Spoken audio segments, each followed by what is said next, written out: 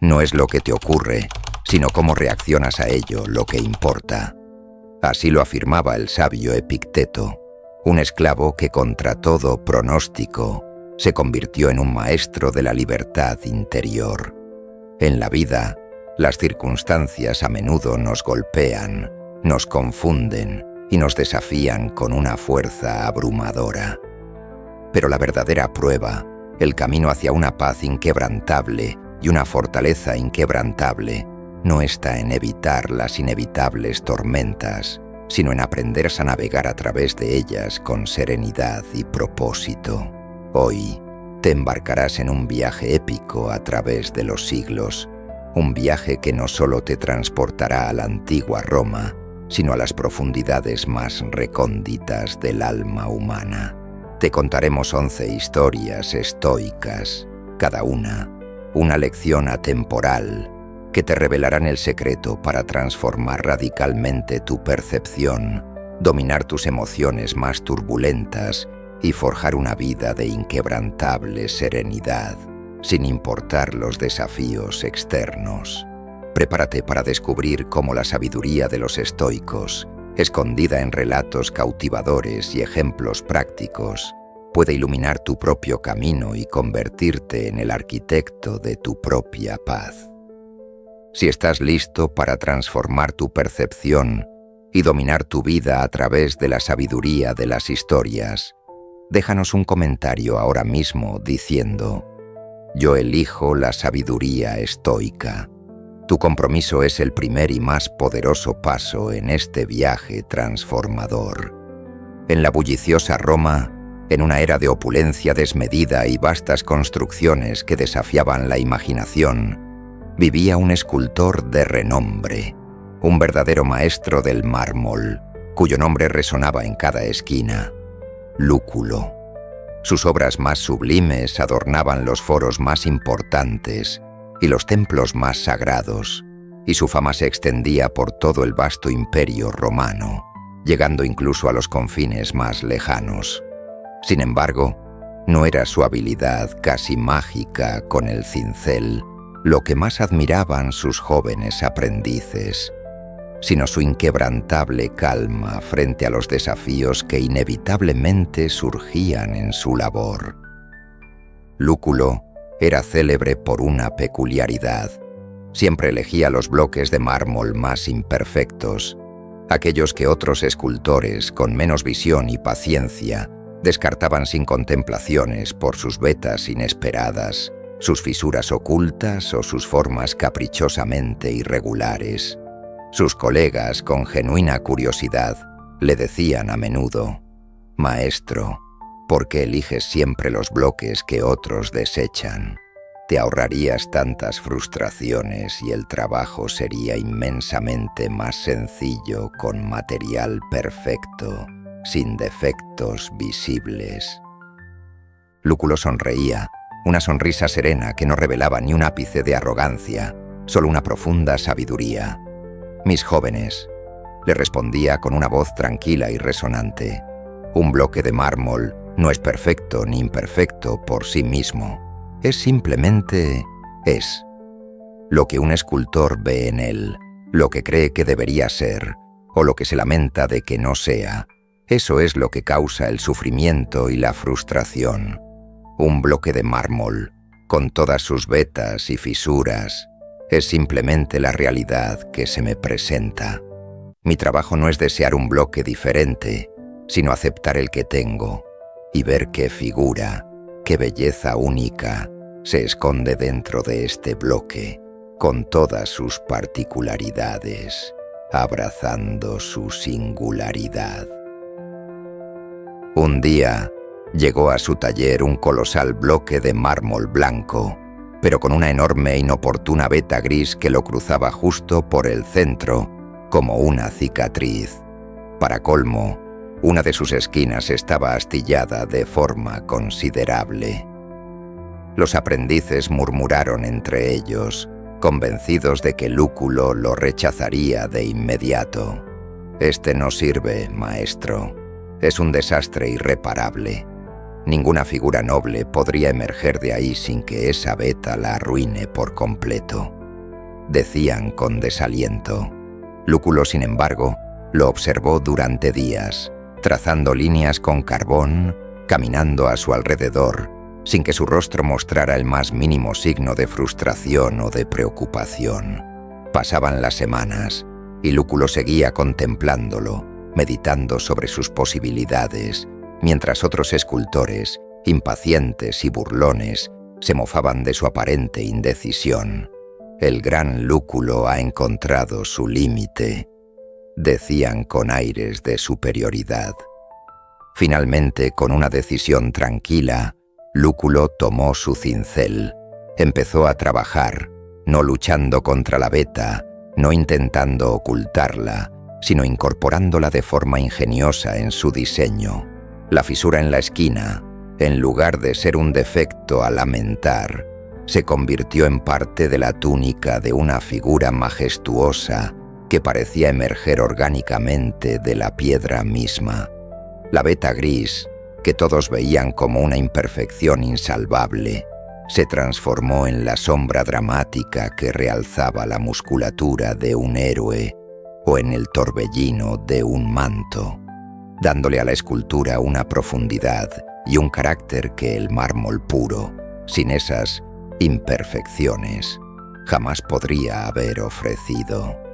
Lo que era una imperfección percibida se convirtió paradójicamente en su rasgo más distintivo, más bello y más original. Cuando la escultura fue finalmente revelada al público, no era la típica figura pulcra e impoluta que otros creaban. Era una obra maestra de fuerza y singularidad, una figura dinámica que parecía danzar en perfecta armonía con la propia piedra. La gente se agolpaba para admirarla, asombrados, y nadie podía creer que una maravilla así hubiera emergido de aquel bloque defectuoso que todos habían despreciado. «Maestro Lúculo», le preguntaron con admiración, «¿cómo logró esta maravilla de un bloque tan imperfecto?» Lúculo, con su calma habitual y su sonrisa serena, respondió, «No hay bloques imperfectos, solo juicios imperfectos. El mármol me mostró lo que podía ser, y yo acepté su realidad, sin resistencia. No es la piedra lo que nos perturba, sino nuestro deseo, nuestra insistencia, de que sea algo que no es. La verdadera belleza, la verdadera obra, reside en trabajar con lo que se nos da, y no contra ello». La historia de Lúculo, el escultor, nos enseña una lección estoica fundamental para alcanzar la paz interior y desarrollar una fortaleza inquebrantable, la aceptación radical de la realidad y la aplicación práctica de la dicotomía de control. En la vida, al igual que con el bloque de mármol, se nos presentan innumerables circunstancias que no elegimos y sobre las cuales no tenemos control directo. Una enfermedad inesperada, una pérdida dolorosa, un revés profesional significativo, una cualidad personal que no nos agrada o el comportamiento irritante de otros.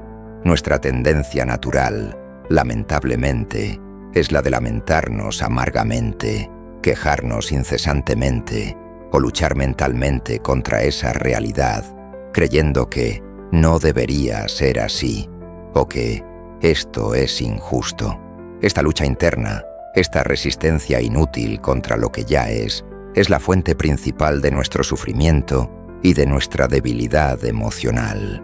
Los estoicos, como el mismísimo Epicteto, nos recordaban constantemente una verdad liberadora.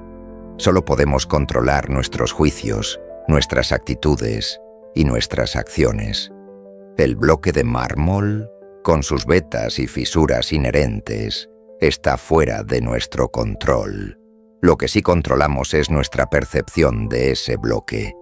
Lúculo no intentó borrar la veta, por el contrario, la incorporó y la convirtió en parte esencial de su obra. Él no se lamentó por la esquina rota. Inteligentemente la hizo parte integral de la escultura. Esto es el verdadero amor fati, el amor al destino, el abrazo incondicional a lo que es, no como una resignación pasiva e indiferente, sino como la materia prima viva y palpable con la que podemos construir nuestra propia obra maestra personal.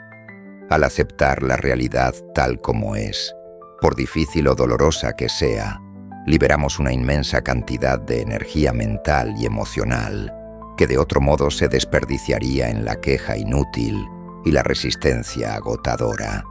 Esta energía vital se canaliza entonces hacia la acción virtuosa, como lúculo, dedicando su habilidad y paciencia al bloque tal como era, permitiéndonos encontrar la belleza, la oportunidad y el significado incluso en aquello que otros llamarían imperfecciones o desgracias. La fortaleza estoica no reside en la ausencia de problemas, sino en nuestra capacidad innata de trabajar con ellos, de transformarlos a través de nuestra perspectiva consciente y de nuestro esfuerzo diligente. Cuando dejas de luchar contra la realidad, tu mente encuentra la calma y la claridad necesarias para ver las soluciones, las adaptaciones y las oportunidades que antes la frustración te impedía siquiera vislumbrar. Así, lo que considerabas un obstáculo insuperable se convierte, paradójicamente, en el rasgo distintivo de tu fuerza y resiliencia. En la escarpada costa griega, en un tiempo donde los barcos de vela eran no solo el medio de transporte, sino la vida y el sustento de innumerables comunidades, vivía un experimentado navegante cuyo nombre era Ulises. Ulises era un hombre de gran coraje y habilidad incomparable en el mar, capaz de sortear las tormentas más feroces. Sin embargo, su principal debilidad, una sombra persistente en su carácter, era su impaciencia desmedida y su profunda frustración cuando el viento, elemento vital para su oficio, no soplaba a su favor. Si el viento era escaso, se consumía en la ansiedad más profunda, temiendo retrasos. Si soplaba en contra, maldecía a los dioses y a su suerte con una rabia descontrolada. Su obsesión era controlar el viento, hacer que el mar y el cielo se doblegaran a su voluntad para llegar a su destino lo más rápido posible, sin demoras. Esto lo llevaba a noches de insomnio angustioso, a disputas acaloradas con su tripulación y a la constante amargura de la decepción. Un día, zarpó para un viaje crucial, llevando una preciada carga a una isla lejana, una misión de suma importancia para su reputación y su fortuna. El viaje comenzó prometedor, con vientos favorables que inflaban las velas. Pero a mitad de camino, la naturaleza, caprichosa, intervino. El viento murió por completo. El mar se volvió un espejo inmenso y el barco quedó inmóvil, varado bajo un sol abrasador que caía a plomo. La tripulación, acostumbrada a la impaciencia de Ulises, comenzó a inquietarse y a murmurar. Ulises, fiel a su temperamento volátil, se paseaba furioso por la cubierta, su rostro contraído por la ira. «Malditos vientos, malditos dioses, mi carga se pudrirá, perderé mi fortuna. ¿Por qué el universo conspira contra mí de esta manera?». Drenia clamaba con desesperación. Su mente era un torbellino incontrolable de preocupaciones y su cuerpo, una fuente de tensión insoportable. Fue entonces cuando uno de sus marineros más viejos y sabios, un hombre curtido por el mar y la vida, llamado Mentor, que a menudo meditaba en silencio en la proa, se acercó a Ulises. «Capitán», dijo Mentor, su voz tan tranquila y sosegada como el mar en calma, «el viento no depende de nosotros. No podemos obligarlo a soplar, ni a soplar en la dirección que deseamos. ¿Por qué te consumes luchando tan fieramente contra lo incontrolable? ¿Crees que tu ira desmedida hará que el viento sople? o que tu furia cambiará el curso de las olas. Ulises, exasperado por la calma de Mentor, respondió con un tono cortante: «Entonces, ¿qué hago, viejo? ¿Me quedo aquí a pudrirme esperando un milagro? Mi destino y el de esta carga está en manos de este viento caprichoso e impredecible». Mentor sonrió con una sabiduría ancestral. «Tu destino, capitán, no está en manos del viento, está en tus manos, y solo en tus manos. El viento no sopla, es cierto, pero el barco sigue siendo tuyo. Tu tripulación sigue siendo tuya. Tu conocimiento del mar, tu paciencia, tu razón. Eso es lo que te pertenece, lo que realmente puedes controlar». Mentor, con su sabiduría tranquila, le sugirió a Ulises que cambiara radicalmente su enfoque. «Ya que no podemos hacer que el viento sople a nuestro antojo, ¿qué podemos hacer con este tiempo de calma forzosa? Podemos revisar minuciosamente las velas en busca de desgarros, fortalecer los nudos que han cedido, limpiar el casco en busca de percebes que frenan la nave, reparar las provisiones que se han estropeado, enseñar a los jóvenes marineros sobre las estrellas para la navegación nocturna, o simplemente descansar y recuperar fuerzas para lo que venga. El viento no sopla, pero la oportunidad de prepararnos para cuando sople, o para cuando debamos remar con todo nuestro esfuerzo, eso sí existe y está en nuestras manos». Ulises, aunque escéptico al principio y aferrado a su frustración, decidió seguir el consejo del viejo marinero. Dejó de maldecir, respiró hondo, un acto de liberación, y ordenó a la tripulación que realizara todas esas tareas de mantenimiento y preparación que siempre se posponían por la prisa. Él mismo se sentó con Mentor y con los jóvenes, enseñándoles sobre corrientes marinas y constelaciones, repasando mapas con detalle, e incluso, por primera vez en mucho tiempo, disfrutando de la quietud inusual del mar y de la compañía de su tripulación. La atmósfera del barco cambió drásticamente. La ansiedad se disipó, reemplazada por una actividad productiva y una sorprendente calma que envolvió a todos.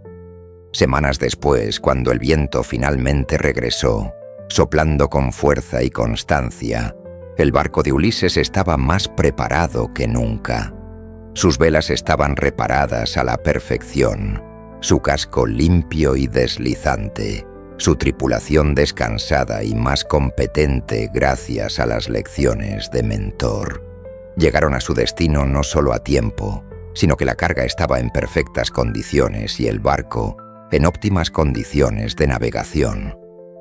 Ulises, al desembarcar, miró a Mentor con una nueva comprensión en sus ojos.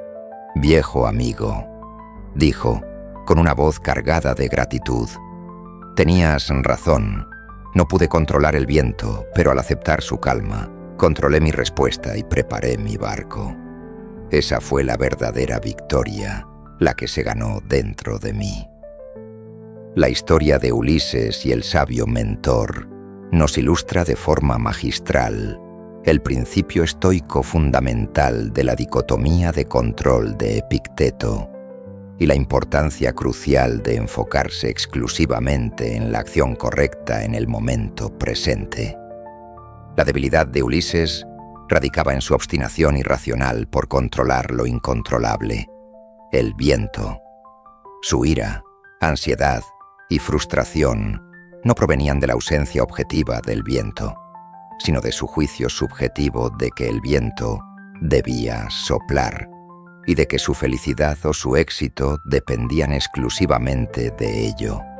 Al intentar de forma inútil controlar lo externo, perdió completamente el control de su mundo interno, de su paz mental y emocional. La enseñanza estoica es meridianamente clara y liberadora. No podemos controlar las circunstancias externas. El viento, el comportamiento impredecible de otros, la economía global, los caprichos del destino. Pero sí podemos, y debemos, controlar nuestra respuesta a esas circunstancias. La clave para la paz duradera y la efectividad en la vida no es desear que el viento sople como queremos, sino desear que ocurra lo que ocurre y luego enfocar toda nuestra energía, nuestra razón y nuestra voluntad en lo que sí podemos hacer con lo que ocurre en el presente. Mentor le mostró a Ulises que, aunque el viento no soplara, el barco y la tripulación sí dependían enteramente de él y de sus decisiones. La acción correcta en ese momento, en lugar de forzar el viento o lamentarse, era preparar el barco para cuando el viento regresara o para cuando tuvieran que remar con todas sus fuerzas. Esta capacidad de redirigir el foco de lo incontrolable a lo controlable es lo que genera una profunda calma y una productividad significativa al aceptar la realidad, por incómoda o adversa que sea, y al enfocar tu energía en las acciones virtuosas que sí puedes realizar, la paciencia inquebrantable, la diligencia en las tareas, la previsión estratégica, el aprendizaje constante, el cuidado meticuloso de tus responsabilidades. Te liberas de la frustración agotadora. La verdadera maestría y la consecución de tus objetivos más elevados no residen en que el mundo se pliegue a tu voluntad, sino en que tu voluntad se pliegue a la razón y actúe con impecabilidad en cada instante, sin importar las condiciones externas. Así, el tiempo de calma o adversidad se convierte en una oportunidad invaluable de crecimiento, y la adversidad misma en el crisol donde se forja tu fortaleza interior. En los albores de un imperio, en un pequeño taller escondido entre las colinas, un alfarero llamado Silas dedicaba su vida entera a moldear el barro con sus manos.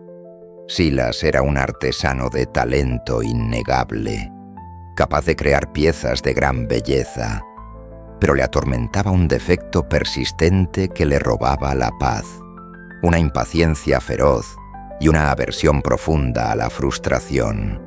Cada vez que el barro, por capricho de su naturaleza, una burbuja de aire, una consistencia inesperada, se agrietaba, se desmoronaba o se negaba tercamente a tomar la forma deseada en el torno, Silas explotaba en cólera descontrolada, maldecía al barro con vehemencia, golpeaba el torno con furia y a menudo destrozaba la pieza con rabia, dejando a sus aprendices temblorosos y su taller lleno de fragmentos rotos.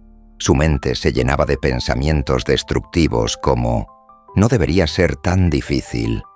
Zrenia, este barro está en mi contra. Component placement. Soy un fracaso como alfarero». Su paz se rompía constantemente y su trabajo, a pesar de su habilidad, estaba lleno de piezas incompletas y un amargo regusto a derrota. Un día, Silas recibió un encargo de suma importancia: un jarrón ceremonial para un importante templo de la ciudad. La pieza debía ser impecable, de una complejidad y tamaño que desafiaban su experiencia y paciencia. Silas seleccionó el mejor barro, lo preparó con esmero y comenzó a trabajar con una determinación inusual. Pero a medida que el jarrón crecía delicadamente en el torno, una minúscula burbuja de aire apareció de repente en la base, amenazando con agrietarse irremediablemente al ser horneado. Silas, al verla, sintió la familiar y temida oleada de ira. Su corazón se aceleró, su respiración se hizo agitada y su mano se tensó, lista para aplastar la pieza, para dar rienda suelta a su frustración. Justo en ese instante crítico, su anciana madre, una mujer de sabiduría tranquila que hilaba lana pacientemente en un rincón del taller, levantó la mirada. Sin decir una palabra, señaló con su rueca un pequeño jarrón que Silas había creado años atrás un jarrón de apariencia simple, que había sido uno de sus primeros trabajos. Silas lo miró con confusión, y su madre, con voz suave y melodiosa, le recordó: «Hijo, ¿recuerdas ese jarrón? Cuando lo creaste, el barro se te desmoronó 7 veces. Te enojaste, lo destrozaste con rabia, pero a la 8ª vez lo aceptaste tal como era y lo convertiste en algo útil, aunque no fuera tu perfección inicial. Ese jarrón tiene una historia de perseverancia». Silas, con la ira todavía burbujeando en su interior, pero con una chispa de curiosidad recién encendida, se sentó lentamente. Su madre continuó con calma: «El barro no es rebelde, hijo. Es solo barro, y las grietas no son fallas en ti, sino parte del proceso natural de la creación, la naturaleza intrínseca del material. La ira que sientes no viene del barro en sí, sino de tu juicio de que el barro debería ser perfecto y que no debería haber burbujas. ¿Realmente crees que tu ira desmedida va a eliminar la burbuja? ¿O solo te va a llevar a destruir la pieza y, lo que es más importante, tu propia paz interior?» Las palabras de su madre resonaron profundamente en él. Silas cerró los ojos y, por primera vez en mucho tiempo, en lugar de ceder a la ira habitual, se observó a sí mismo con una nueva perspectiva. Vio con claridad cómo la ira surgía de su propia expectativa irreal de perfección y de su resistencia obcecada a la realidad imperfecta del barro. Respiró hondo y, en lugar de aplastar el jarrón, tomó una herramienta más fina y, con una paciencia inusual que no sabía que poseía, trabajó alrededor de la burbuja, incorporándola, haciéndola parte orgánica de la textura de la pieza. La burbuja no desapareció, pero el jarrón tomó una forma única y hermosa, con una historia implícita en su superficie que lo hacía singular. Cuando el jarrón fue horneado y finalmente revelado, no era la pieza perfecta y lisa que Silas había imaginado inicialmente. Pero la pequeña burbuja, ahora una sutil protuberancia en la base, le daba un carácter inusual, una singularidad que atraía la mirada y la curiosidad. La pieza, aunque no era la perfección ideal concebida, era auténtica, con un alma propia y profundamente bella en su imperfección. Silas la miró con una nueva comprensión. Había aprendido que la imperfección no era un enemigo a combatir y que su ira no tenía poder alguno sobre la realidad del barro. Su verdadera obra maestra no fue el jarrón, sino la calma y la sabiduría que encontró en el proceso, al aceptar lo que es y trabajar con ello, transformando un defecto en una característica. La historia de Silas, el alfarero, y la sabia intervención de su madre nos ilustra de forma vívida la segunda clave estoica para mantener la calma en medio del caos. El arte del asentimiento. Cuestiona tus impresiones. La principal fuente de la pérdida de calma de Silas no era el barro rebelde en sí mismo, sino su juicio irracional y automático de que el barro debía ser perfecto y que no debía presentar ninguna dificultad o imperfección. Su ira, su frustración y su arrebato surgían de dar su consentimiento inmediato y sin crítica a la impresión de que esto es un problema grave y no debería estar pasando de esta manera. Los estoicos, y en particular el profundamente sabio Epicteto, enseñaban que no podemos evitar que las impresiones, esos pensamientos, imágenes, emociones o juicios iniciales que surgen espontáneamente en nuestra mente, lleguen a nuestra conciencia. Son como mensajeros que tocan a la puerta de nuestra percepción. Lo crucial, y donde reside todo nuestro poder y nuestra libertad, es en si les damos nuestro asentimiento, es decir, si las aceptamos como verdades innegables, como hechos objetivos e irrefutables, y si les permitimos dictar nuestra emoción, nuestra reacción y nuestra acción. La debilidad que rompe nuestra calma reside en asentir automáticamente y sin cuestionamiento a cada impresión que se presenta. Cuando una impresión como «esto es terrible», «estoy enfadado», «no lo voy a lograr» o «esto es injusto» surge en tu mente, nuestra tendencia es aceptarla sin más, permitiendo que la emoción nos arrastre como una corriente incontrolable. Pero el arte estoico consiste en crear una pausa consciente, un espacio sagrado, por minúsculo que sea, entre la impresión inicial y tu asentimiento. Ante un pensamiento negativo, una emoción fuerte o una situación que te perturba, detente y dite a ti mismo: esto es solo una impresión, no un hecho objetivo e inmutable. ¿Es esto objetivamente verdadero? ¿Me conviene? ¿Me beneficia? Aceptarlo sin más. ¿Me ayuda esto a ser virtuoso, a mantener la calma y a actuar con razón? Al examinar tus impresiones con la lupa de la razón y la lógica, desarmas su poder de perturbarte y de robarte la paz.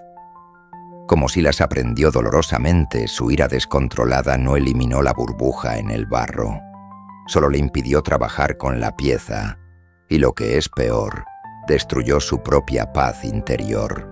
Al cuestionar la impresión, al interrogar su validez, puedes elegir conscientemente tu respuesta, tu reacción y tu acción. Esta pausa consciente es tu punto de control definitivo para la calma y la serenidad. Te permite ser el dueño soberano de tu mente, no un esclavo de tus reacciones automáticas e impulsivas, y transformar la frustración en una oportunidad invaluable para cultivar la paciencia, la maestría y la sabiduría. Así, el barro rebelde de la vida, con todas sus imperfecciones y dificultades, se convierte en la materia prima esencial de tu obra maestra interior. En la majestuosa Roma, capital inquebrantable de un vasto imperio que se extendía por el mundo conocido, Marco, un humilde guarda de la ciudad, cumplía su turno diario en las imponentes puertas de la muralla. Su vida, aunque vital para la seguridad de la ciudad, era a menudo monótona, llena de rutina repetitiva y expuesta a las inclemencias más duras del tiempo. Marco, como muchos de sus conciudadanos, se sentía a menudo frustrado y ansioso por las demoras interminables en el paso de las caravanas, por las multitudes ruidosas que entraban y salían, por las quejas constantes de los ciudadanos o por el clima impredecible que podía cambiar en un instante. Siempre estaba ansioso por lo que podría salir mal. Un ataque bárbaro repentino, una revuelta interna de los plebeyos, un descuido en su vigilancia que lo pusiera en serios problemas con sus superiores. Se consumía por la preocupación constante de eventos que escapaban por completo a su control. Su paz, si es que alguna vez la tenía, era efímera y frágil, como una hoja al viento. Un día, mientras las nubes se cernían amenazantes sobre la ciudad, oscureciendo el cielo de una forma ominosa, y el rumor de una posible rebelión circulaba, susurrado entre la gente en el mercado, Marco sintió la familiar oleada de ansiedad que le oprimía el pecho. Su mente, una vez más, comenzó a imaginar los peores escenarios posibles con vívida claridad. La muralla asediada por hordas enemigas, el caos absoluto apoderándose de la ciudad, su propia incompetencia revelada en medio del desastre. Su corazón latía con fuerza descontrolada, sus manos sudaban profusamente. Su mente era un tormento de pensamientos catastróficos que se sucedían sin cesar. En ese momento preciso, vio pasar al emperador Marco Aurelio, que a menudo realizaba inspecciones personales, observando con calma y atención a sus soldados y a sus ciudadanos. El emperador, A pesar del inmenso peso del imperio sobre sus hombros, de las preocupaciones de Estado y de las constantes guerras, caminaba con una calma imperturbable y una dignidad que asombraban a todos.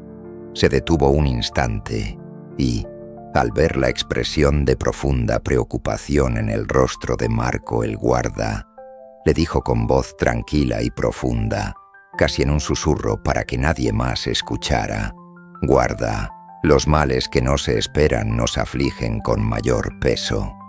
Prepara tu mente para lo que pueda venir, no para que te agobie, sino para que te encuentre firme y listo». Marco, el guarda, se quedó pensativo, asimilando las palabras del emperador. Esa noche, en lugar de rumiar sus miedos recurrentes, recordó las palabras precisas del emperador. Decidió aplicar la lección con seriedad.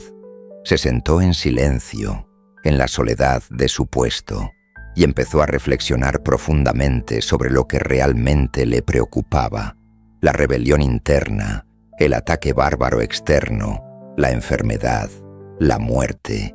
Pero lo hizo de una manera fundamentalmente diferente.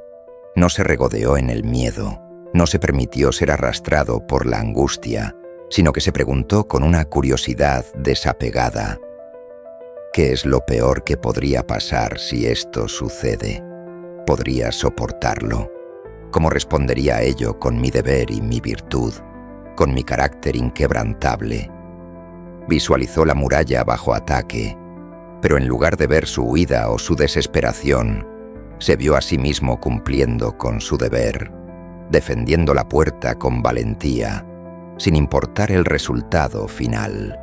Imaginó una enfermedad grave, pero en lugar de la desesperación, se vio a sí mismo afrontándola con paciencia y dignidad, aceptando lo que no podía cambiar. Al hacer este ejercicio mental con una lucidez poco común, Marco no eliminó el miedo por completo, porque el miedo es una emoción natural, pero le restó su poder paralizante y destructivo. Se dio cuenta de que, incluso en el peor escenario imaginable, su capacidad de elegir su respuesta y de mantener su virtud siempre estaban bajo su control absoluto. Su mente se sintió más ligera, más preparada, más resiliente. A la mañana siguiente las nubes se disiparon y el rumor de la rebelión resultó ser completamente falso. La vida continuó su curso monótono, sin mayores sobresaltos, pero para Marco todo había cambiado irrevocablemente. La ansiedad por lo inesperado había disminuido drásticamente. Había descubierto que al preparar su mente para lo peor, al contemplar los posibles escenarios adversos, se había liberado del miedo a lo inesperado. Ahora podía cumplir su turno con una calma que antes no conocía. Siempre vigilante, siempre atento, pero sin la carga abrumadora de la preocupación constante. La calma había surgido de la preparación mental, no de la ausencia de amenaza externa. La historia del guarda Marco y las sabias palabras del emperador Marco Aurelio nos ilustran la tercera clave estoica esencial para mantener la calma: la premeditación de los males, o premeditatio malorum. La mayoría de nuestra angustia, de nuestra desesperación y de la pérdida de calma provienen del shock, de la sorpresa y de la falta de preparación mental ante la adversidad. Nos derrumbamos, nos sentimos abrumados y completamente impotentes, porque no esperábamos el revés, porque vivíamos en la fantasía ingenua de que todo saldría perfecto, sin problemas ni obstáculos en nuestro camino. Séneca, en sus cartas y ensayos, abogaba incansablemente por esta práctica radical, pero profundamente efectiva. Consiste en reflexionar de antemano sobre las posibles dificultades, contratiempos, pérdidas, críticas o fracasos que podríamos enfrentar en la vida. Pero, y esto es crucial y a menudo malinterpretado, no se trata de ser pesimista crónico, de atraer la negatividad o de vivir con miedo constante a lo que podría ir mal. Se trata de prepararnos mentalmente para la adversidad, de ensayar nuestras respuestas con la razón y la virtud, reduciendo así drásticamente el impacto emocional negativo y la sorpresa cuando lo inesperado y difícil realmente suceda. Al anticipar los desafíos, le quitas a la fortuna su capacidad de sorprenderte, de abrumarte y de desestabilizarte emocionalmente. Puedes desarrollar estrategias mentales para afrontarlos, planificar tus acciones y recordar tu capacidad inherente de superarlos, o al menos de mantener tu virtud, tu carácter y tu paz interior intactos, sin importar el resultado externo. Por ejemplo, antes de un viaje, contempla la posibilidad de retrasos significativos o cancelaciones. Antes de una reunión importante, imagina que las cosas no salgan como esperas o que recibas críticas injustas. Al iniciar un proyecto ambicioso, piensa en los posibles fracasos o en los obstáculos inesperados que puedan surgir. Al hacer este ejercicio mental con calma, con propósito y con una actitud proactiva, te estás preparando activamente. Reduces el impacto del shock inicial y la indignación emocional cuando las cosas no van según lo planeado.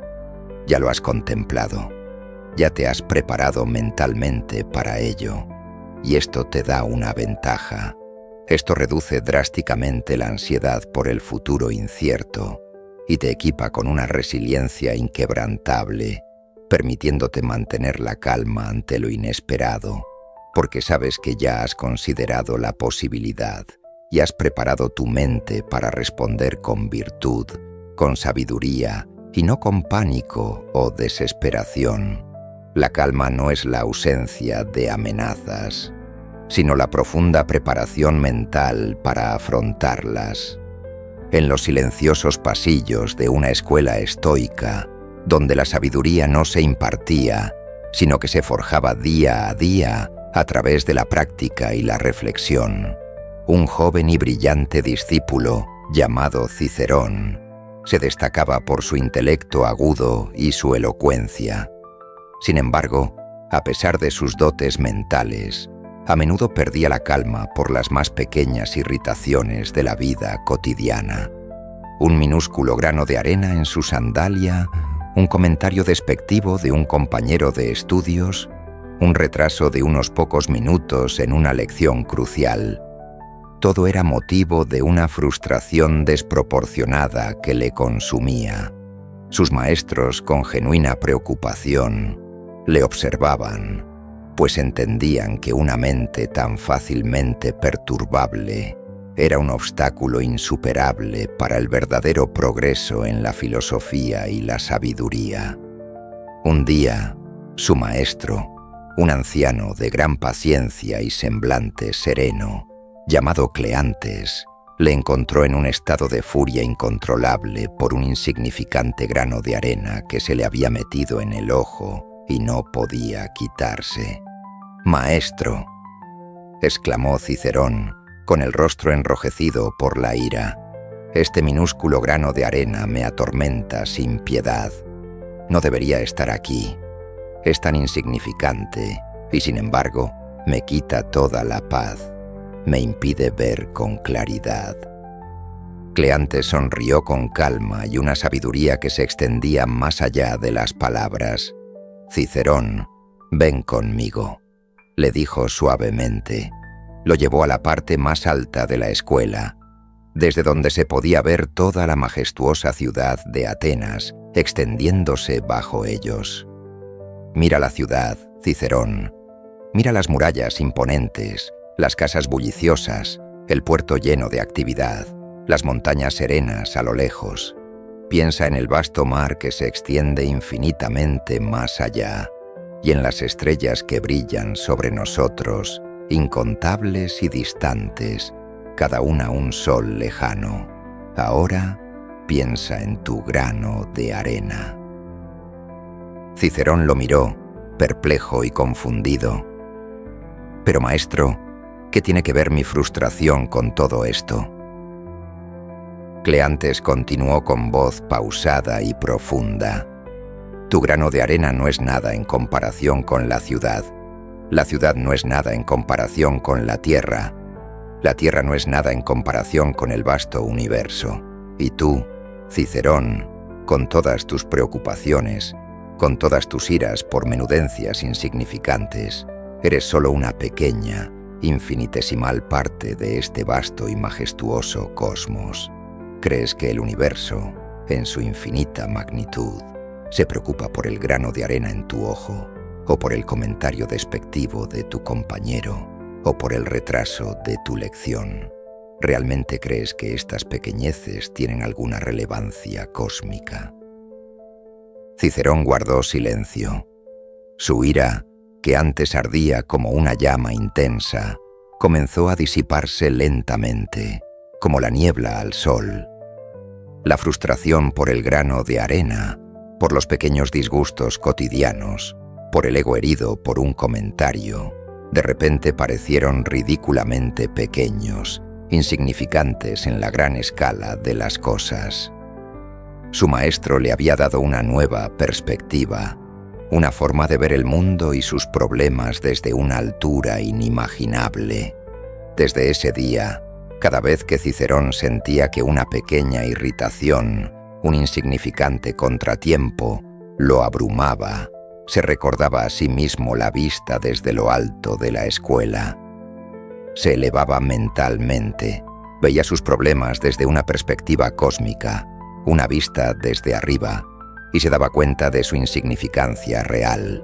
El grano de arena seguía ahí, es cierto, pero su ira por él, su impacto en su paz interior, se había evaporado. Había aprendido que su paz no dependía de la ausencia de irritaciones en la vida, sino de la magnitud con la que elegía verlas, de su capacidad para contextualizar los problemas en la inmensidad del universo.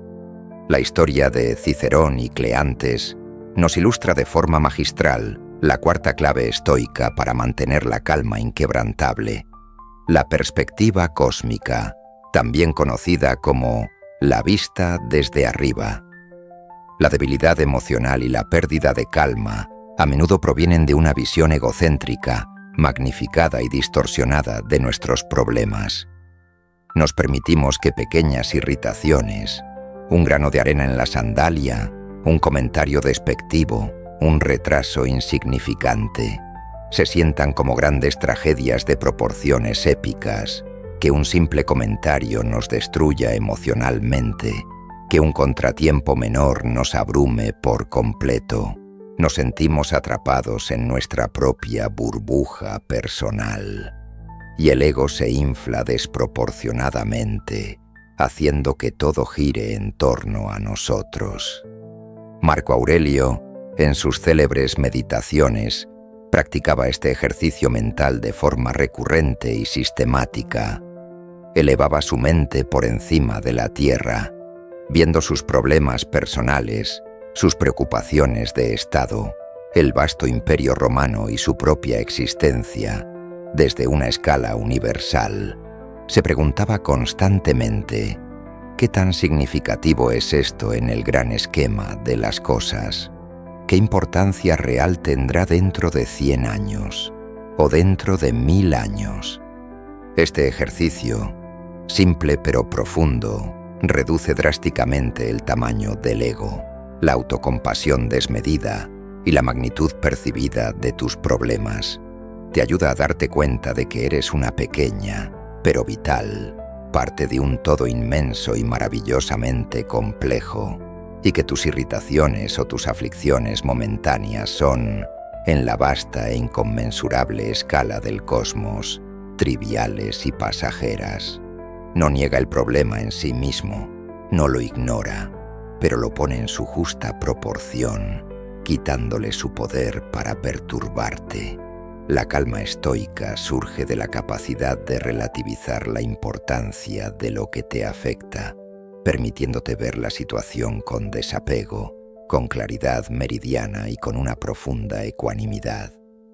Tu mente se libera del peso opresivo de lo insignificante y de la tiranía del ego que magnifica cada inconveniente y lo convierte en un cataclismo.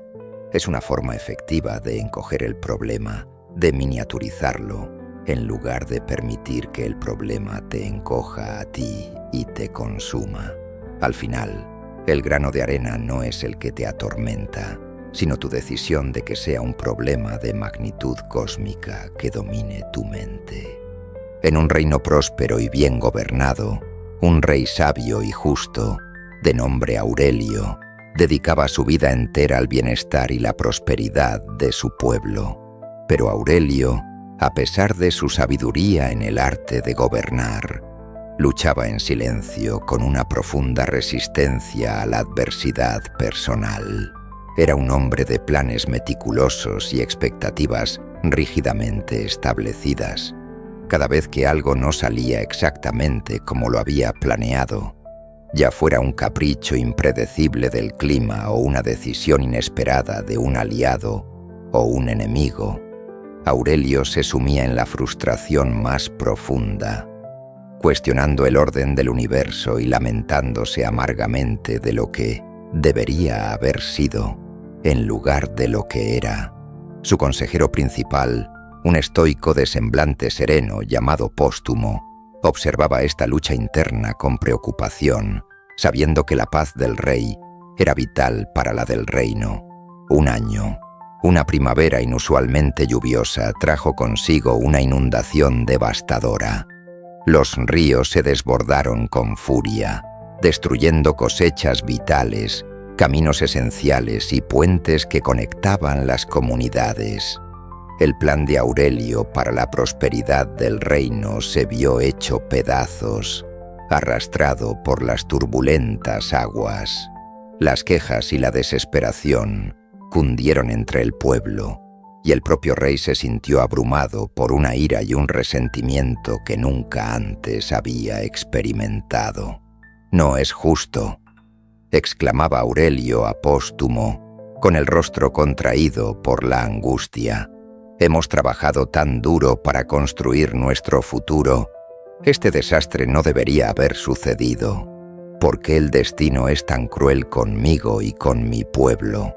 Esto es una afrenta». Su mente estaba consumida por el lamento inútil de lo que se había perdido, incapaz de ver más allá de la destrucción presente. Póstumo, con la calma imperturbable de la roca en medio de la corriente más furiosa, respondió: «Majestad, la inundación no es justa ni injusta. La inundación simplemente es. Tu ira no la detendrá. Tu lamento no devolverá las cosechas perdidas. Tu sufrimiento no reconstruirá los puentes derrumbados». Aurelio, con el ceño fruncido y una chispa de desesperación en sus ojos, preguntó: «Entonces, ¿qué hago, Póstumo? ¿Me resigno a la desesperación, a la inacción? ¿Me dejo consumir por la pena?» Póstumo sonrió, una sonrisa de profunda comprensión. «Majestad, el estoicismo nos enseña el amor fati, el amor al destino. No es resignación pasiva, no es un simple encogimiento de hombros, es por el contrario, un acto de voluntad radical, de afirmación de la vida. Es amar lo que sucede, no porque lo hayamos deseado o porque sea placentero, sino porque es la realidad innegable, y en cada realidad, por adversa que sea, hay una oportunidad invaluable para ejercer nuestra virtud». Y continuó con voz firme: «La inundación ha destruido tus planes, es cierto, pero ha creado una oportunidad sin precedentes para ejercer tu coraje como líder en la adversidad, tu justicia al ayudar a los más débiles y tu sabiduría al reconstruir de una manera mejor y más resistente. ¿Por qué luchar tan encarnizadamente contra lo que es, cuando puedes abrazarlo como el material crudo con el que forjarás tu mayor obra, la de tu carácter y liderazgo?» Aurelio escuchó atentamente las palabras de su sabio consejero. Poco a poco, la furia y el arrepentimiento que lo asfixiaban se disiparon. reemplazados por una extraña pero profunda calma, decidió abrazar la inundación como el lienzo desafiante sobre el que demostraría su verdadera grandeza como rey y como hombre. Dejó de lamentarse por las cosechas perdidas y se enfocó toda su energía en organizar la ayuda de emergencia, en planificar la reconstrucción con materiales más resistentes a futuros desastres, en unir a su pueblo en la adversidad, inspirándolos con su propio ejemplo. No solo aceptó la inundación, sino que la amó por la oportunidad que le dio de ser un rey más sabio, más compasivo y más fuerte. Cuando las aguas finalmente retrocedieron, el reino de Aurelio, aunque devastado, se levantó más fuerte y más unido que antes. Los nuevos puentes eran más sólidos, las casas reconstruidas con mayor ingenio y el pueblo, inspirado por la inquebrantable calma y el liderazgo ejemplar de su rey, lo aclamaba no por su riqueza o su poder, sino por su virtud y su resiliencia. Aurelio había aprendido que la paz no es la ausencia de inundaciones o problemas, sino la capacidad de amarlas por las lecciones invaluables y las oportunidades de virtud que traen consigo. Su mayor tesoro no era la abundancia material, sino la paz profunda que encontró al amar su destino, sin importar cuán turbulento fuera el camino. La historia del rey Aurelio y la devastadora inundación nos ilustra la quinta clave estoica para mantener la calma y la serenidad: el amor fati, o ama lo que sucede, y la aceptación radical. La resistencia a lo que es, a la realidad innegable del momento presente, sea una inundación, una crítica injusta, una pérdida dolorosa, una enfermedad crónica o una decisión de otros que no nos agrada. Es una de las mayores y más insidiosas fuentes de sufrimiento humano y de la pérdida de la paz interior. Nos lamentamos constantemente por el pasado. Si hubiera hecho esto diferente. Tememos y anticipamos con ansiedad un futuro incierto y nos resistimos con tenacidad a lo que está sucediendo aquí y ahora. Esta resistencia es una lucha inútil contra el flujo natural de la existencia, una batalla perdida de antemano que drena nuestra energía vital y nos mantiene en un estado de perpetua insatisfacción y angustia. Marco Aurelio, en sus meditaciones, y el propio Epicteto, que había experimentado la esclavitud en carne propia, entendían que la verdadera libertad y la paz profunda nacen de esta aceptación profunda y sin reservas. El amor fati no es una resignación pasiva, un simple encogimiento de hombros diciendo «no me importa» o «¿qué le vamos a hacer?». Es, por el contrario, un acto de voluntad activa y radical. Elegir amar lo que sucede, no porque lo hayamos deseado o porque sea placentero, sino porque es la realidad innegable, y en cada realidad, por adversa que sea, hay una oportunidad invaluable para nuestra virtud, para nuestro crecimiento personal y para la demostración de nuestro carácter. La inundación no era buena en sí misma, pero era un evento sobre el cual Aurelio podía ejercer su sabiduría, su justicia y su coraje como líder. Al aceptar la realidad sin lucha interna, liberamos nuestra mente de la contienda inútil contra lo inevitable y podemos enfocar toda nuestra energía en responder de la mejor manera posible a las circunstancias actuales, con razón, con propósito y con una actitud proactiva. La paz estoica florece en la profunda aceptación de lo que es, aquí y ahora, transformando la queja inútil en oportunidad de crecimiento y el sufrimiento en la materia prima de tu propia maestría y fortaleza interior. En una remota escuela estoica, a orillas de un mar siempre cambiante y vasto, vivía un anciano maestro, famoso no solo por su profunda sabiduría, sino por una extraña y conmovedora costumbre. Cada mañana, Antes del amanecer, se sentaba pacientemente junto a una columna de mármol en ruinas, observando las olas romper con una fuerza incesante y el sol surgir majestuosamente en el horizonte. Llevaba consigo una pequeña piedra pulida, redonda y lisa, y cada día, al meditar en silencio sobre la naturaleza de la existencia, la dejaba caer suavemente en el mar, viendo cómo desaparecía sin dejar rastro. Sus jóvenes discípulos, ávidos de conocimiento pero impacientes por la vida y sus propios futuros, no comprendían esta enigmática práctica. «Maestro», le preguntaban con curiosidad, ¿por qué esta extraña rutina? ¿Por qué arrojar una piedra que no se puede recuperar, que se pierde para siempre en la inmensidad del mar? El maestro sonreía con una tristeza serena. «Cada piedra que arrojo», respondía con voz pausada, «es un día que pasa irremediablemente.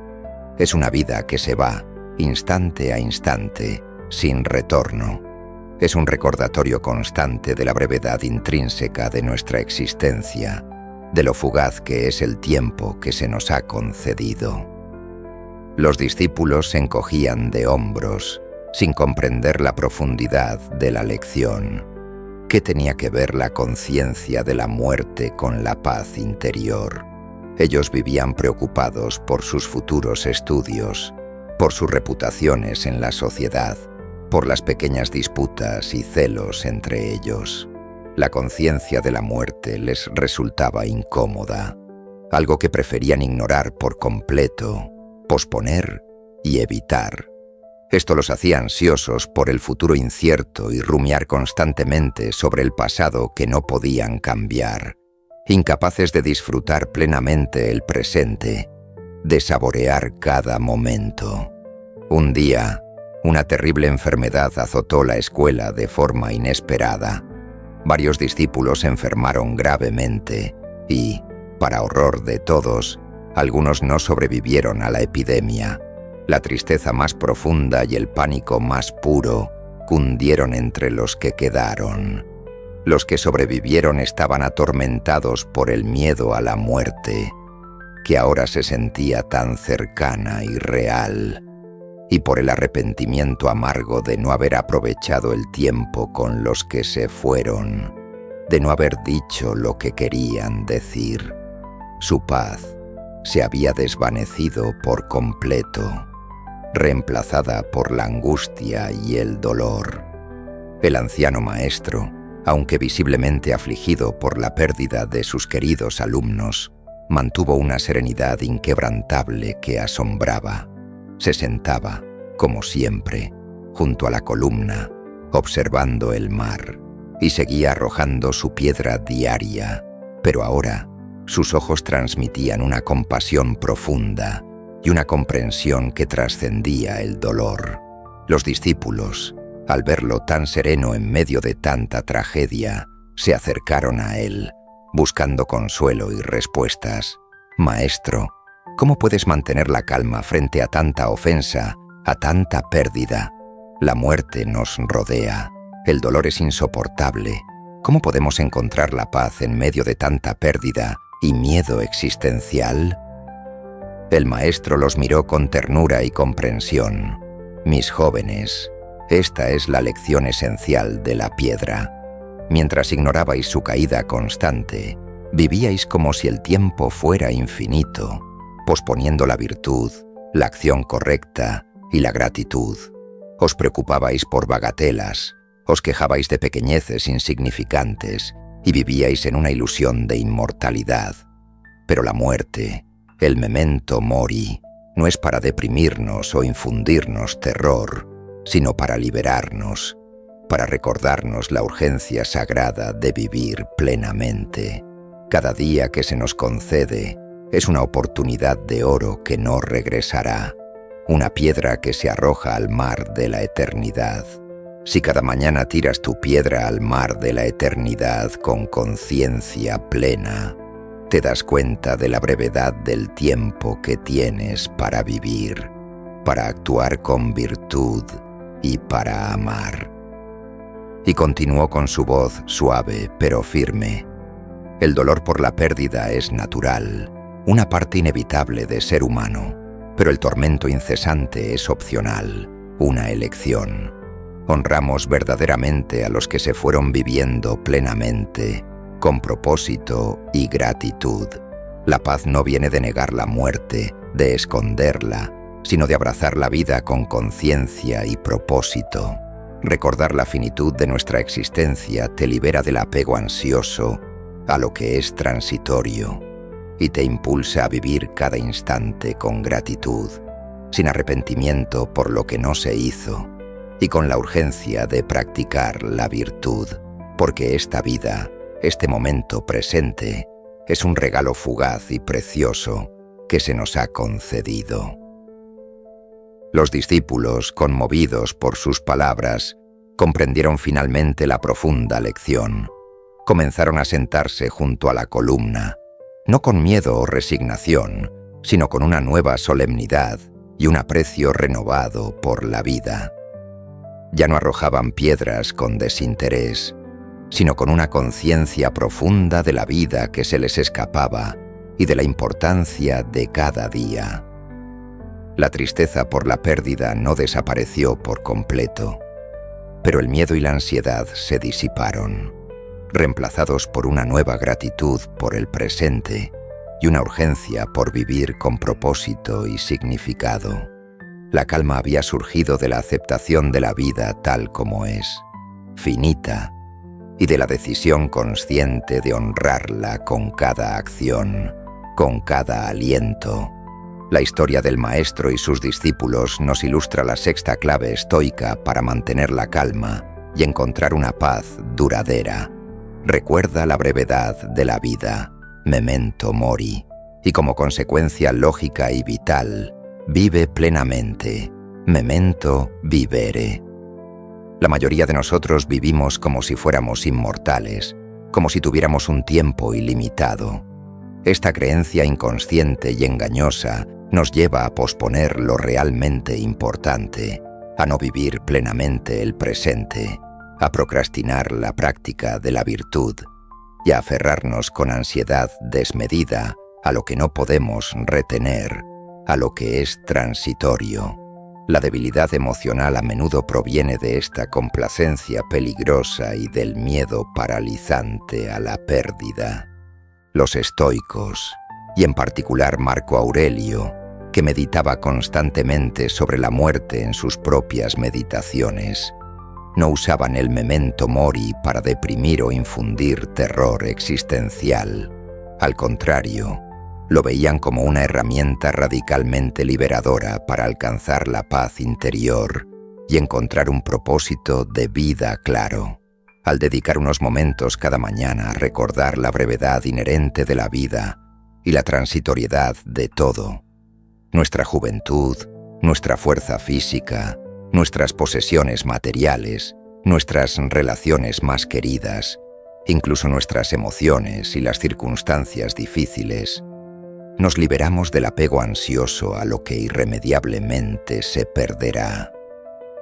Reducimos drásticamente el miedo a la pérdida y la ansiedad por un futuro incierto. Esta reflexión profunda nos impulsa, de manera natural y poderosa, al memento vivere, a recordar que debemos vivir, y vivir con toda nuestra intensidad y conciencia, a vivir cada hora, cada minuto, con gratitud, con un propósito claro y con una urgencia virtuosa. La paz surge cuando dejas de luchar contra el flujo implacable del tiempo y te entregas a él con sabiduría, viviendo cada momento con una intención plena y una conciencia aguda. Es una poderosa motivación para actuar con virtud ahora mismo, para no posponer la felicidad o la acción correcta y para no desperdiciar el precioso e irrecuperable regalo de un nuevo día. La conciencia de la muerte, paradójicamente, nos libera para vivir con más calma, con más plenitud, con menos apego a las trivialidades que nos roban la paz y con una apreciación más profunda de cada instante. En un reino asediado por las intrigas políticas más oscuras y las constantes amenazas externas de reinos vecinos, un rey de gran poder llamado Alejandro se sentía abrumado por el inmenso peso de su corona. Había buscado la paz y la felicidad en la acumulación de vastas riquezas, en la construcción de imponentes fortalezas inexpugnables y en la lealtad incondicional de sus ejércitos más poderosos. Pero a pesar de sus vastas posesiones materiales y su poder indiscutible sobre la vida y la muerte, su mente estaba en constante agitación, un torbellino de preocupaciones y miedos. La preocupación por las conspiraciones internas, el miedo a la pérdida de su imperio y la insaciable sed de más poder y más riqueza lo mantenían despierto por las noches, incapaz de encontrar descanso. Un día, escuchó hablar de un ermitaño que vivía en una cueva remota en lo alto de las montañas, un hombre que no poseía nada material, pero cuya serenidad y paz interior eran legendarias en todo el reino. Impulsado por la desesperación que le consumía, Alejandro, disfrazado de simple viajero para no revelar su identidad, emprendió el largo y arduo camino hacia la cueva del ermitaño. Al llegar, encontró al anciano meditando con una calma tan profunda que parecía emanar de las rocas mismas que lo rodeaban. Una calma que lo envolvió por completo. «Maestro», dijo Alejandro, revelando su verdadera identidad, «soy un rey, poseo un vasto reino y un poder inconmensurable, pero no encuentro la paz. Mi mente está atormentada por las preocupaciones y los miedos más profundos. He buscado la felicidad en todo lo que el mundo puede ofrecer, pero siempre me siento vacío, insatisfecho. ¿Cuál es el secreto de tu tranquilidad? ¿Cómo has cultivado esa paz que parece inquebrantable, que irradia de ti?» El ermitaño, abriendo lentamente los ojos, que reflejaban una sabiduría milenaria, le dijo con voz serena: «Hijo, la paz que buscas desesperadamente no se encuentra en lo que acumulas externamente, sino en lo que cultivas diligentemente dentro de ti. La riqueza del mundo es pasajera, frágil y puede ser arrebatada en un instante. La verdadera riqueza, la que perdura, reside en la virtud». Y el ermitaño continuó, su voz como un bálsamo para el alma atribulada del rey. «Imagina un manantial de aguas puras en lo alto de la montaña. Sus aguas puras fluyen incesantemente, alimentando ríos, valles y toda la vida que los rodea. Esa es la virtud. No se agota nunca, no se corrompe por las circunstancias externas, no te la pueden quitar, robar o destruir. Es una fuente inagotable de bien, de paz y de fortaleza interior». El ermitaño le explicó al rey que había estado buscando la paz y la felicidad en bienes externos, riqueza, poder, seguridad, fama, que son indiferentes para los estoicos, es decir, que no son ni buenos ni malos en sí mismos y no tienen el poder de darnos la verdadera felicidad. Mientras tu felicidad dependa de aquello que puede ser arrebatado por la fortuna, por las circunstancias o por otros, le dijo el ermitaño, tu paz será tan frágil como una burbuja de aire, efímera y susceptible a estallar en cualquier momento. Le instó al rey a cultivar las virtudes cardinales estoicas, la sabiduría para discernir lo correcto de lo incorrecto, la justicia para actuar con equidad y bondad, el coraje para afrontar la adversidad sin miedo y la templanza para controlar sus deseos y pasiones. Alejandro regresó a su reino con una nueva comprensión, una revelación que cambió su perspectiva de vida. No abandonó su corona ni su responsabilidad, pero cambió radicalmente su relación con ellas. Comenzó a gobernar con una sabiduría renovada, tomando decisiones más justas y valientes, y practicando la templanza en sus deseos y ambiciones. Ya no buscaba la paz en la acumulación insaciable de más riquezas o en la expansión ilimitada de su imperio, sino en la impecabilidad de sus acciones y en el cultivo constante de su propio carácter, de su alma. La paz no llegó de la noche a la mañana, pero con cada acto de virtud, Alejandro sintió que su fortaleza interior crecía exponencialmente. Las intrigas políticas y las amenazas externas seguían existiendo, es cierto, pero ya no lo atormentaban de la misma manera. Había descubierto que la verdadera riqueza y la paz inquebrantable residían en la virtud de su alma, una fuente inagotable que nadie, ni siquiera el destino más cruel, podía arrebatarle. Su reino, aunque todavía enfrentaba desafíos, prosperó bajo su liderazgo sabio y sereno, y el pueblo lo amaba y respetaba no por su poder, sino por su bondad y su sabiduría. La historia del rey Alejandro y el ermitaño nos ilustra la séptima clave estoica para mantener la calma y alcanzar una felicidad duradera. Cultiva la virtud como tu bien supremo. Para los estoicos, esta es la piedra angular, el fundamento inquebrantable de una vida de profunda paz y felicidad genuina.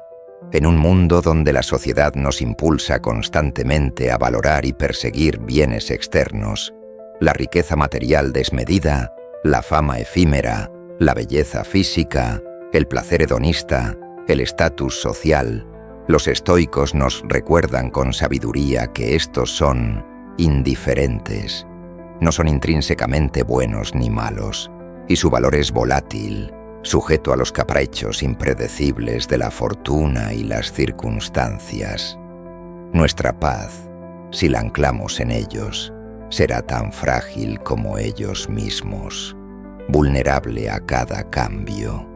Séneca en sus escritos y Epicteto en sus discursos afirmaban con vehemencia que la única cosa que es intrínsecamente buena y que siempre está bajo nuestro control absoluto es la virtud, la sabiduría para discernir lo correcto, la justicia para actuar con equidad, el coraje para afrontar la adversidad y la templanza para controlar nuestros impulsos y deseos. Los bienes externos son pasajeros, inciertos y pueden ser arrebatados en un instante, pero la virtud es un estado interno que siempre podemos cultivar, que nadie nos puede quitar y que es la única fuente de una felicidad y paz inalienables que no dependen de nada externo. Al enfocar nuestros esfuerzos en vivir una vida virtuosa, en desarrollar nuestro carácter moral y ético, encontramos un sentido de propósito inagotable y una fuente de satisfacción que no depende de las circunstancias externas. La paz interior más profunda y duradera florece cuando vivimos en armonía con nuestros principios más elevados y actuamos de manera justa, sabia, valiente y templada, sin importar lo que suceda a nuestro alrededor o lo que la fortuna nos depare. Este principio estoico nos libera de la búsqueda insaciable de lo externo, de la envidia tóxica por lo que otros tienen y de la ansiedad paralizante por la pérdida. La verdadera riqueza es la que posees en tu carácter, en la integridad de tu alma, y esa, una vez cultivada con esmero, te brinda una paz que no tiene precio, una fortaleza que nadie puede destruir. En una época de opulencia desmedida en Roma, donde los banquetes eran sinónimo de excesos, ostentación y un derroche vergonzoso, vivía un filósofo estoico llamado Lucilio, pupilo y confidente del renombrado Séneca.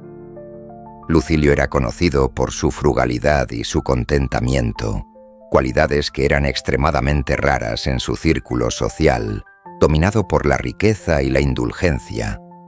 A menudo, sus amigos, hombres ricos y mundanos, lo invitaban a sus fastuosos banquetes, donde la comida y el vino fluían sin cesar. Lucilio asistía, es cierto, pero observaba con una calma serena el frenesí de sus anfitriones, siempre buscando más placer, más comida exótica, más vino, más adulación, y siempre, inevitablemente, insatisfechos. Sus amigos se burlaban de él con frecuencia, sin comprender su filosofía. «Lucilio, ¿por qué eres tan austero, tan abstemio? ¿Por qué no te regocijas en la abundancia que la vida, con su generosidad, nos ofrece sin medida? Siempre pareces contento con tan poco, como si no tuvieras ambiciones». Lucilio sonreía con una sabiduría tranquila. «Amigos míos», respondía con voz pausada, «mi contentamiento no viene de la cantidad de manjares o de la riqueza del vino que consumo, sino de la forma en que los valoro, de la apreciación que les tengo.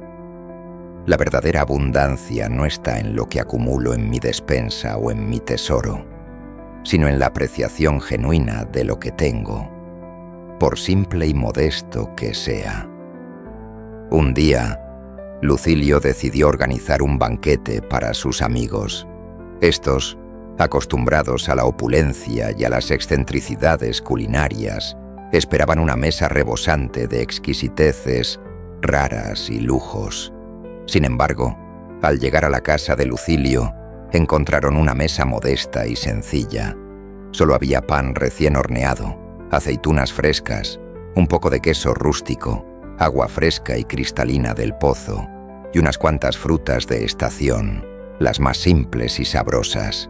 No había música estridente, ni sirvientes en abundancia, ni charlas ociosas sobre chismes o intrigas. La atmósfera era de una quietud inusual, de una paz profunda. Los amigos de Lucilio se miraron entre sí, incómodos y un tanto decepcionados por la falta de lujos. Lucilio, al ver sus expresiones, les invitó a sentarse con una sonrisa amable. «Amigos», dijo, con una voz que transmitía sinceridad, «esta noche les ofrezco la abundancia más pura y genuina. Aquí tienen pan, fruto de la tierra y del arduo trabajo. Tienen aceitunas, una bendición simple pero perfecta de la naturaleza. Tienen agua, la fuente misma de la vida. Y tienen lo más valioso de todo, la compañía sincera, el más preciado de los tesoros que el dinero no puede comprar. Comamos con gratitud, apreciando cada bocado». Al principio sus amigos comieron con desgano, extrañando sus habituales manjares elaborados y sus vinos caros. Pero Lucilio, con su ejemplo, comía cada bocado de pan y cada aceituna con una atención plena y consciente, saboreando los sabores simples y puros, disfrutando verdaderamente el acto de nutrirse. Bromeaba con suavidad, escuchaba con profunda atención a cada uno de sus amigos y apreciaba sinceramente la presencia de cada persona en la mesa. Poco a poco, la atmósfera cambió sutilmente. La simplicidad de la comida, la quietud del ambiente y el ejemplo sereno de Lucilio los llevaron a saborear el pan de una manera que nunca antes lo habían hecho. El agua les pareció más refrescante y deliciosa que el mejor vino que hubieran probado. La conversación se volvió más profunda, más sincera y más significativa, sin la necesidad de distracciones externas. Al final del banquete, los amigos se levantaron de la mesa, sorprendidos y con una nueva sensación. No se sentían empachados ni inquietos por el exceso, sino profundamente satisfechos de una manera diferente, una satisfacción que venía del interior. «Lucilio», dijeron con asombro, «nunca habíamos disfrutado tanto de un banquete tan simple. Nos has mostrado una riqueza que no conocíamos, una forma diferente de experimentar la vida». Lucilio sonrió con gratitud. La gratitud, amigos míos, es el mayor y más abundante banquete. La verdadera abundancia está en valorar lo que ya posees, en lugar de vivir en la búsqueda insaciable de lo que te falta. Al hacerlo, al apreciar lo que tienes, atraemos la verdadera riqueza, la satisfacción, la conexión auténtica y la paz duradera.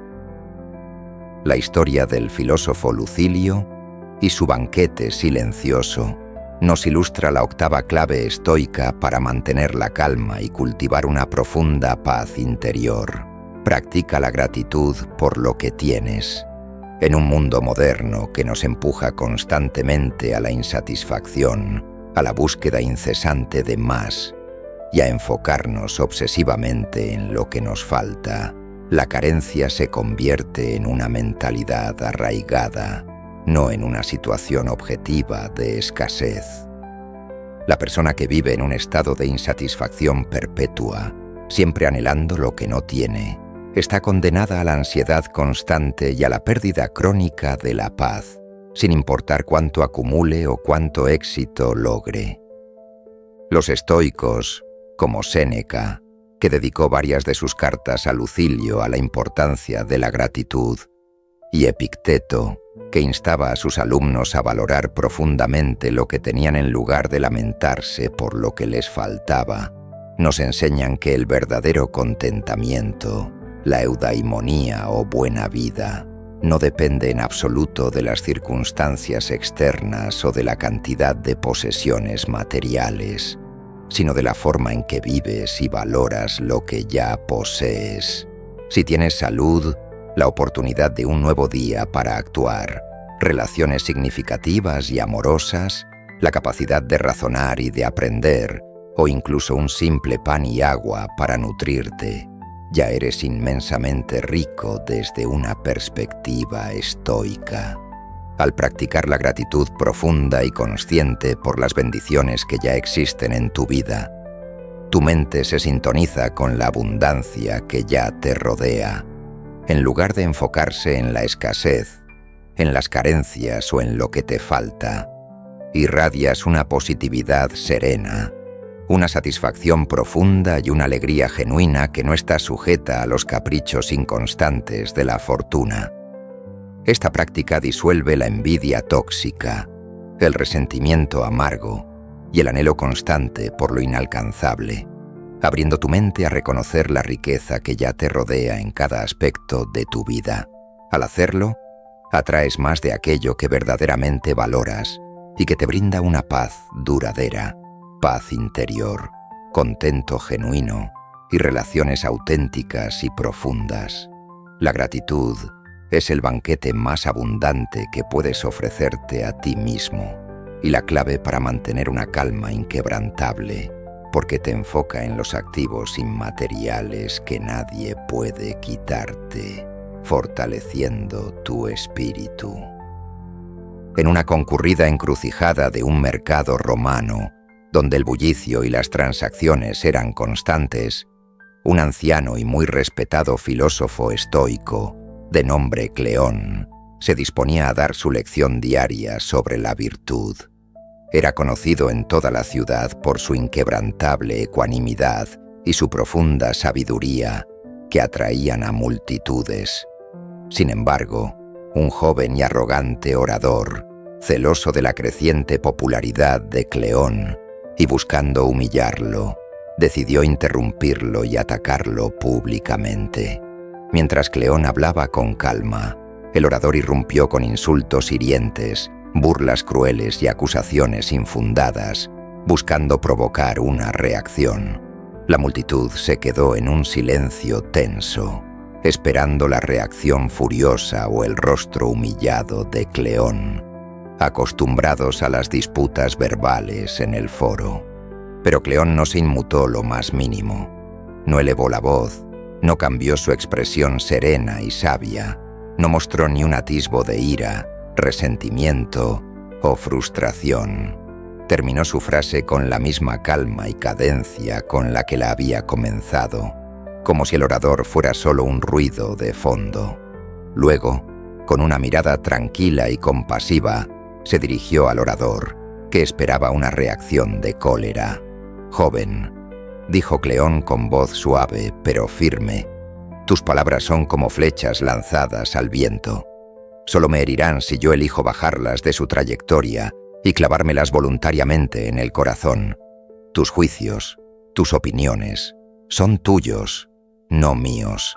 Mi paz no depende de tu opinión, ni de tu aprobación, ni de tu desaprobación. Y sin más, continuó su lección con la misma serenidad, como si nada extraordinario hubiera pasado, dejando al orador sorprendido y desarmado. El orador, frustrado por la total falta de reacción de Cleón, intentó de nuevo, lanzando insultos aún más hirientes y personales, buscando desesperadamente una respuesta emocional. La multitud, sorprendida por la compostura de Cleón, seguía observando en silencio. Cleón, esta vez, hizo una breve pausa y con una compasión que desarmó a muchos de los presentes, dijo: «Es una lástima que te atormentes así. La ira te consume a ti, joven, no a mí. Mi deber es guiar mi razón y mi carácter, no reaccionar impulsivamente a tus pasiones descontroladas». Y sin dar más importancia, siguió con su disertación sobre la virtud. La multitud, al ver la inquebrantable calma de Cleón y la furia inútil del orador, comenzó a abuchear al orador, quien, humillado no por las palabras de Cleón, sino por la serena indiferencia de su oponente y la reacción del público, se retiró del mercado con la cabeza baja. Cleón había ganado la batalla, no con palabras hirientes o réplicas ingeniosas, sino con la quietud y la fortaleza de su espíritu. La gente se sintió atraída por su paz y su fortaleza, deseando aprender de él. Después de la lección, un discípulo, asombrado, preguntó: «Maestro, ¿cómo pudo mantener la calma frente a tanta ofensa? No sintió ni un ápice de ira». Cleón respondió: «La impresión de la ofensa llegó a mi mente, sí, como un mensajero no deseado, pero no le di mi asentimiento. Reconocí que la maldad y el daño están en la elección de quien las comete, en su intención, no en quien las recibe. Mi paz no es un privilegio que otros puedan otorgar o quitar, sino mi propia elección y mi propio deber, cultivada día a día». La historia del filósofo Cleón y el arrogante orador nos ilustra la novena clave estoica para mantener la calma y proteger nuestra paz interior. Desarrolla la resiliencia a la ofensa. Las acciones y las palabras de los demás, ya sean críticas injustas, insultos directos, burlas maliciosas o incluso traiciones dolorosas, a menudo tienen el poder de perturbar profundamente nuestra paz y equilibrio emocional. La debilidad emocional surge precisamente cuando damos a estas ofensas el poder de controlar nuestras emociones, nuestro estado de ánimo y nuestras reacciones impulsivas, haciendo que perdamos el control de nosotros mismos y de nuestra razón. Los estoicos nos enseñan una verdad profundamente liberadora y empoderadora. Las opiniones y las acciones de los demás son suyas, no nuestras, y no definen nuestra valía intrínseca, nuestra esencia. Nuestra paz interior no es un privilegio que otros puedan otorgar o quitar a su antojo. Marco Aurelio, en sus Meditaciones, escribió sabiamente: «Cuando te sientas ofendido por la desvergüenza de alguien, pregúntate inmediatamente, ¿es posible que no haya desvergüenza en absoluto? O si la hay, ¿es necesario que sea contra mí? ¿Acaso esta ofensa disminuye mi virtud?». Él nos instaba a recordar que las personas actúan desde su propia ignorancia, sus propias pasiones descontroladas o sus propias heridas internas, y no necesariamente con la intención de dañarnos intrínsecamente, sino más bien como un reflejo de su propio estado interior. Desarrollar la resiliencia a la ofensa implica no dar nuestro asentimiento a la impresión inicial de que alguien nos ha dañado o insultado, a menos que, en el fondo, nuestra virtud, nuestra integridad o nuestra razón hayan sido comprometidas por nuestra propia elección de reaccionar mal. Practica la empatía, intentando comprender la perspectiva del otro, su posible dolor o ignorancia, aunque no justifiques su acción dañina.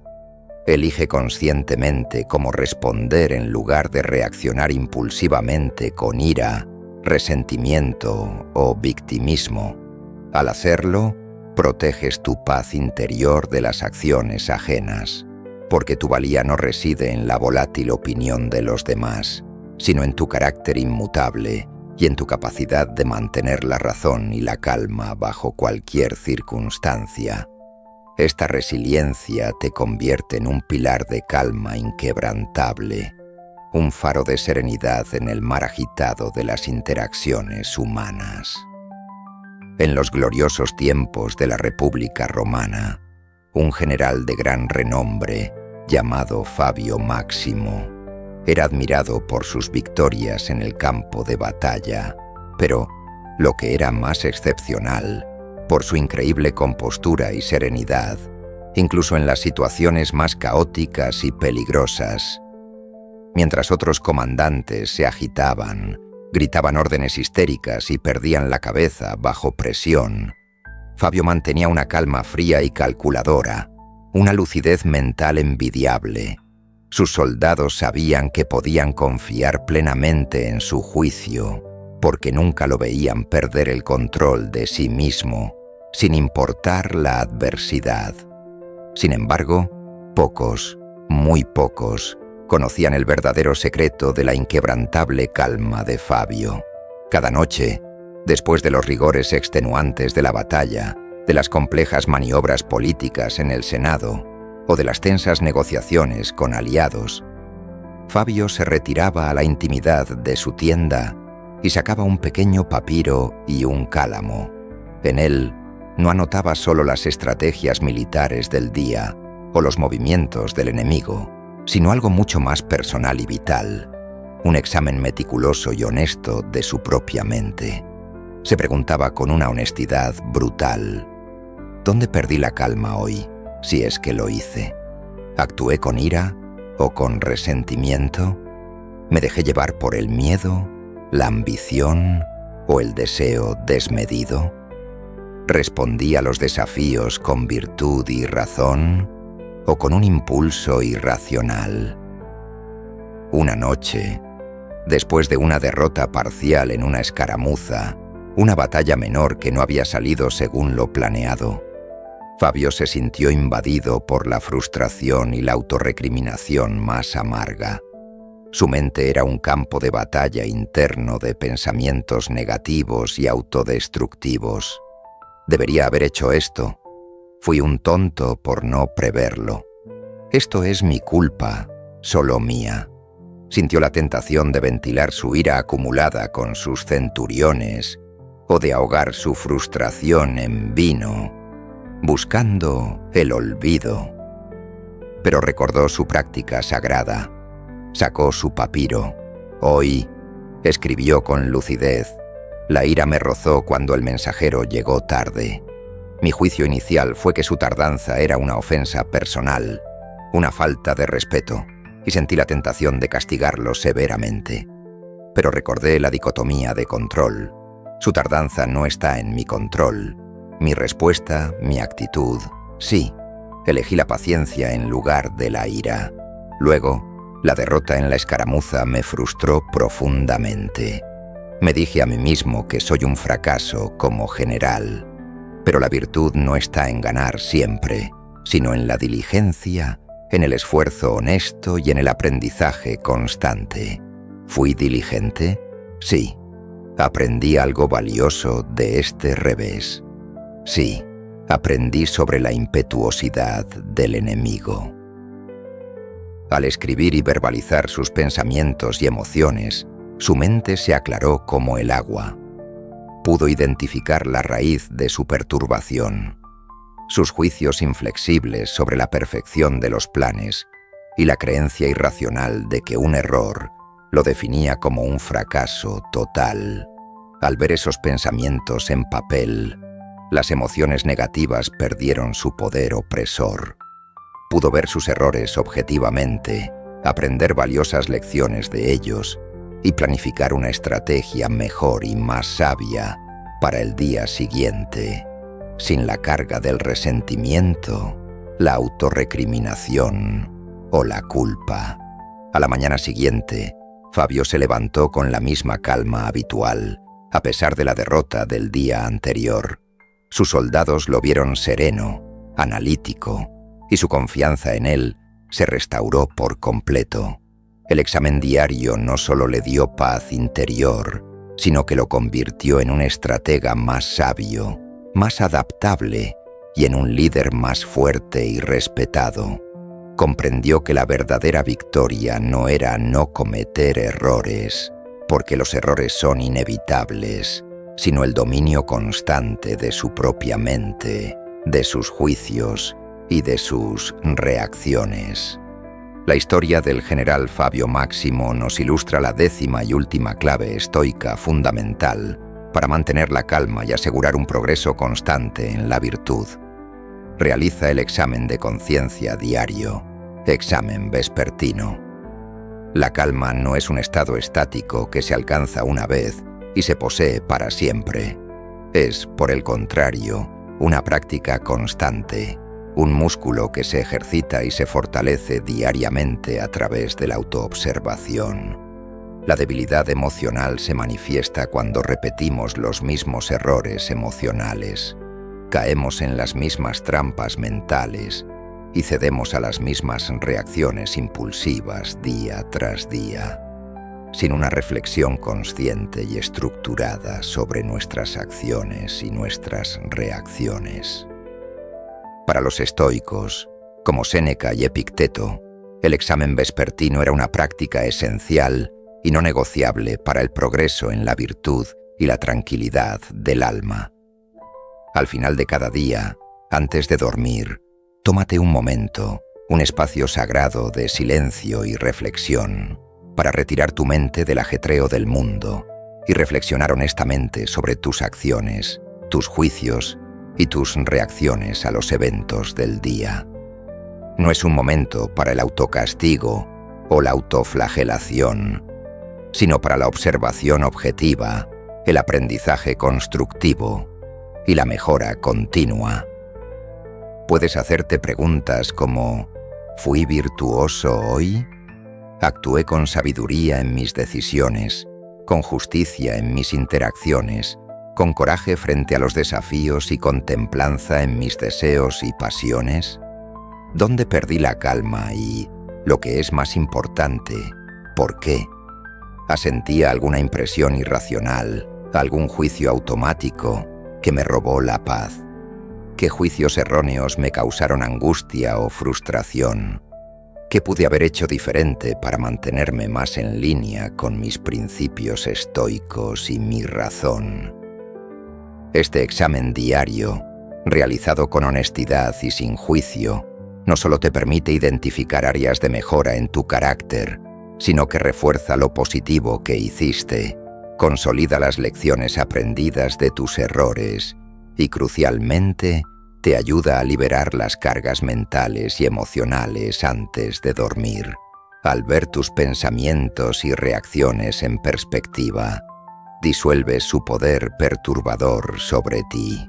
Al hacer este ejercicio de forma consciente y regular, consolidas tu serenidad, te vuelves más consciente de tus disparadores emocionales y refuerzas tu capacidad para elegir la calma, la razón y la virtud en el futuro. Es la forma más efectiva de asegurar que tu día termine en paz, preparando tu mente para un descanso reparador y una mañana con renovada fortaleza y claridad. La autoconciencia profunda es la base sólida de la autotransformación duradera. Mantener la tranquilidad ante cualquier situación y cultivar la paz interior no es un destino inalcanzable, reservado solo para unos pocos iluminados o ascetas. Es, por el contrario, un camino de práctica constante, un sendero de aprendizaje continuo y de autodisciplina diaria. Al aplicar estos 11 principios estoicos en tu vida diaria, desarrollarás una fortaleza interior tan sólida que te permitirá navegar las tormentas más feroces de la vida con una serenidad inquebrantable y una ecuanimidad profunda, sin importar cuán grandes sean los desafíos. Aprenderás a no ser arrastrado por las circunstancias externas o por las emociones turbulentas, sino a mantenerte firme en tu razón y en tu virtud. La paz interior que buscas y que parece tan esquiva no está fuera de ti, esperando a ser encontrada, sino en tu capacidad de dominar tu propia mente y de vivir en armonía con la naturaleza. Es un poder que nadie puede quitarte, un refugio inexpugnable que siempre puedes llevar contigo, en tu interior. ¿Cuál de estas 11 claves estoicas resuena más profundamente contigo para comenzar a cultivar la tranquilidad y la paz interior en tu vida hoy mismo? Quizás la distinción clara entre lo que puedes y no puedes controlar, o la práctica radical de la aceptación total de la realidad. Identificar un punto de partida es el primer paso vital, pero recuerda, la verdadera transformación reside en la persistencia y en la aplicación constante. Te animo a elegir una o dos de estas claves que te parezcan más urgentes y a comprometerte a aplicarlas conscientemente esta semana, a observarte a ti mismo sin juicio y a sentir cómo tu perspectiva y tu estado de calma empiezan a cambiar progresivamente. Comparte tus experiencias en los comentarios. Tu viaje puede inspirar a otros. Si este video te ha proporcionado herramientas valiosas para transformar tu mente y tu vida, dale me gusta y compártelo con aquellos que también buscan esta profunda sabiduría y la paz interior en sus vidas. Deja un comentario abajo con tus pensamientos y reflexiones. Nos vemos en el próximo video de Sendero Estoico. Recuerda, la verdadera fortaleza reside en la tranquilidad de tu mente, y esa tranquilidad es siempre tu elección, momento a momento.